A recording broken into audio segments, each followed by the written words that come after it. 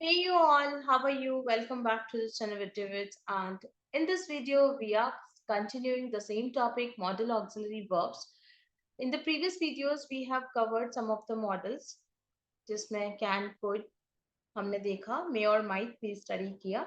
तो आज के इस वीडियो के अंदर हम स्टार्ट करने वाले हैं जो बाकी के बचे हुए मॉडल वर्ब्स हैं उसमें शेल और शुड का यूज कि हम सेंटेंस के अंदर सेंस को दिखाने के लिए मूड को दिखाने के लिए शेल और शुड का यूज कब करते हैं. So let's get started.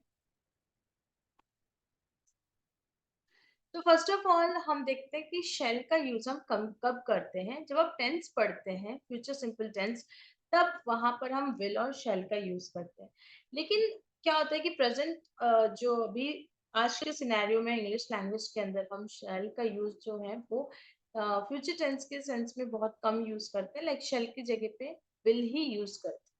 लेकिन फिर भी एज पर दी ओरिजिनल ब्रिटिश ग्रामर हम फर्स्ट पर्सन यानी आई और बी के साथ प्रेजेंट सिंपल टेंस के अंदर शेल प्लस वर्ब की फर्स्ट फॉर्म यूज करते हैं, जैसा कि आपने फ्यूचर सिंपल टेंस में पढ़ा होगा.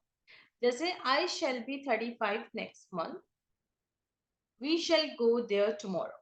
अभी क्या हो गया है कि आई के साथ भी हम विल यूज कर लेते हैं और बी के साथ भी विल यूज कर लेते हैं. तो शेल का जो यूज है वो कम हो गया है या ऑलमोस्ट खत्म हो गया है, राइट. तो ये तो था कॉमन यूज शेल का, जहां पे आप फ्यूचर टेंस के सेंस में शेल को यूज करते हो फर्स्ट पर्सन आई और बी के साथ. इसके अलावा शेल को हम यूज करते हैं व्हेन टू एक्सप्रेस कमांड. जब कमांड देना होता है उस केस में भी हम शेल को यूज करते हैं. जैसे he shall not enter my house again. Okay, so he shall not enter, तो that is a command कि वो मेरे घर में नहीं आना चाहिए. Okay, here you have again.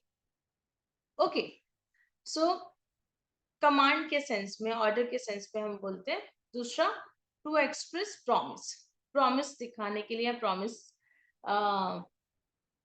देने के लिए, किसी से प्रॉमिस करने के लिए, जैसे you shall have a holiday tomorrow, कल तुम्हें हॉलीडे मिल जाएगा, तो दैट्स माय प्रॉमिस. तो प्रॉमिस को एक्सप्रेस करने के लिए भी हम शैल का यूज करते हैं. और थ्रेट के सेंस में यानी कि धमकी देने के लिए, you shall be punished for this, इस चीज के लिए तुम्हें पनिशमेंट मिलेगी. तो यहाँ पे एक थ्रेट दिया गया है. शेल में आप देखोगे तीन मूड्स जो है आपके सामने क्लियर हुए हैं, जिसके अंदर आपने देखा पहला था कमांड देने के लिए, ठीक है, कमांड के सेंस में, दूसरा प्रॉमिस के सेंस में, और तीसरा थ्रेट के सेंस. ओके, तो यहाँ तो जो शेल है वो एक अलग इंपॉर्टेंस रखता है जो आपको सेंटेंस का सेंस बताता है. ओके, इसके अलावा किसी की इच्छा जानने के लिए, जैसे shall I open the door, क्या मैं दरवाजा खोल दूं, या फिर शेल वी गो. तो इस केस में क्या होता है, shall I open the door says, आप सामने वाले की इच्छा जानना चाहते हो कि दरवाजा खुला रहने दूं या खोल दूं. That's it. आप कोई और भी एग्जांपल ले सकते हैं जहां पर हम किसी से उसकी इच्छा जान रहे. दूसरा, to take an advice. Advice के सेंस में, which pen shall I buy, है ना, मुझे कौन सा पेन खरीदना चाहिए. ओके, तो यहाँ आप एडवाइस ले रहे हैं.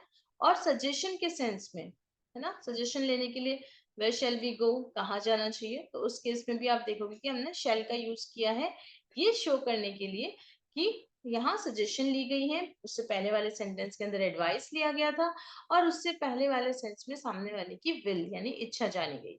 ओके, इसके अलावा हम देखेंगे कि जो शुड है वो शेल का पास्ट इक्विवेलेंट है. जैसे आपने देखा मे, माइट, कैन, कुड और माइट भी, एक जो इनका यूज होता है वो है था पास्ट के इक्विवेलेंट में. तो शेल का यूज हम देखें पास्ट के इक्विवेलेंट में वो कैसे होगा, I expected that I should get a first class. Okay, अब यहाँ पे मैं इसको सिंपली देखो तो ये क्या है, I shall get a first class is a future tense. उसी फ्यूचर टेंस की, फ्यूचर सिंपल टेंस की बात जब आप पास्ट के सेंस में करते हो, आई एक्सपेक्टेड, मैंने एक्सपेक्ट किया था कि मुझे फर्स्ट क्लास मिलेगी, है ना. लेकिन यहाँ क्या है, पास्ट के सेंस में ले लो तो I shall get a first class use नहीं होगा, बल्कि पास्ट का equivalent, past equivalent of shall, should, हम यहाँ यूज करेंगे. ओके, इसके अलावा शेल शुड का यूज हम करते हैं ड्यूटी या ऑब्लिगेशन के सेंस। जैसे अभी यहाँ पे लिखा हुआ है we should obey the law,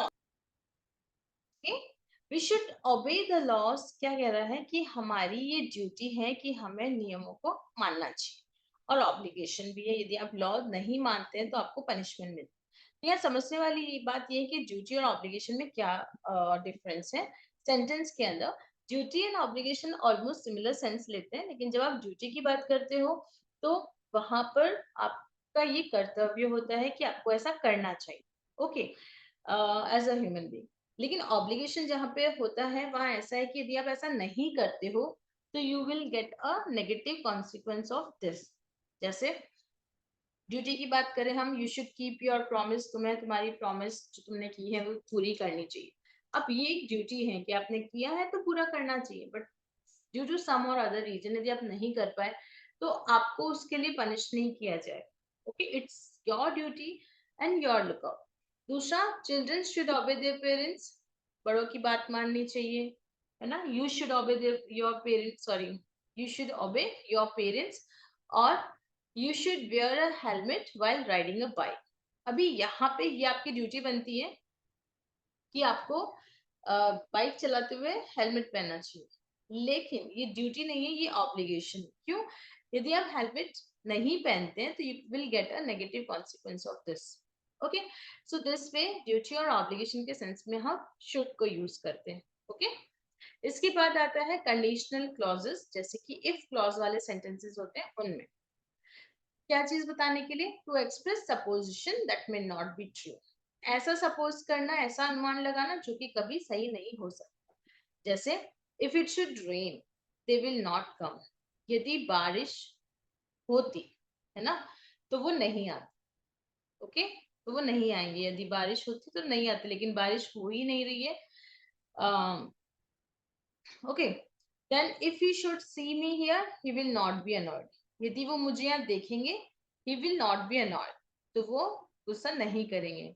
but if क्या कहता है कि वो जो सिचुएशन है, ये सपोजिशन है कि वो मुझे देखेंगे, वो देखेंगे ही नहीं, because he will not be here. So this way conditional sentences के सेंस में भी हम शुड का यूज करते हैं, ओके, किसी सपोजिशन को दिखाने के लिए जो कि सही नहीं होती। So that's all about shall and should. Thank you so much for watching this video. See you in the next. Goodbye.